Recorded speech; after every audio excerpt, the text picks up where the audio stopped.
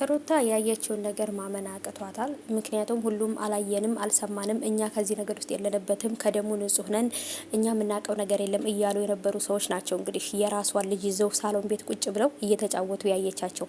በአጋጣሚ ሩታም የሆነ አንድ ቪዲዮ አለ፣ እሱን ቪዲዮም እልክላችኋለሁ፣ ደግሞ ለቅላችኋለሁ፣ ታዩታላችሁ ማለት ነው። ቤተሰቦቼ እውነት ለመናገር ትንሽ በጣም ከባድ ነው። ፖሊስ ይዛ ወደ ቤት ሂዳለች ማለት ነው። ሩታ ፖሊስ ይዛ ሂዳለች። ይህን ሁሉ ነገር እንድታደርግ ያደረጓት እነሱ ናቸው። ሩታ ላይ ባደረጉት ነገር ላይ ሩታን የሰራዋትን ስራ ማለት ነው በእጥፍ ታስከፍላቸዋለች ገና። ሰላም ውዶቼ እንዴት ናችሁልኝ? እንዴት ዋላችሁ? ሰላም ብያለሁ።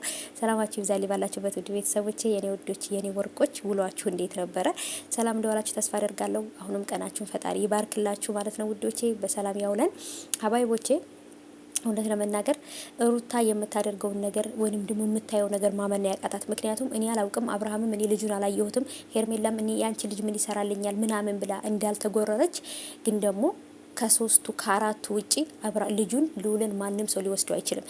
ሩታ ባደረገችባቸው ነገር ላይ እሷን ለመበቀል ፈልገው ሊሆን ይችላል። ግን ደግሞ በልጇ ከመጡባት ግን በፍጹም ልትመለስ አትችልም ሩታም እያለቀሰች እየለመነቻቸው ነው። ተው ይሄን ነገር አታደርጉ፣ ልጄን መልሱ፣ ልጄን አምጡልኝ ብላቸዋለች።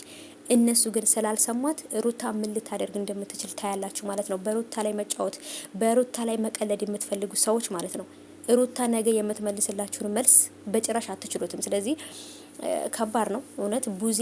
ቡዜ ሌሎቹ ሰዎች መምከር ሲኖርባት፣ አብርሃም እንዴት ነው በሩታ ላይ ይሄን ነገር ሊያደርግ የሚችለው? በእርግጥ ፍቅርና ሩታ ተስማምተው አብርሃምንም እንደዚህ አድርገውታል።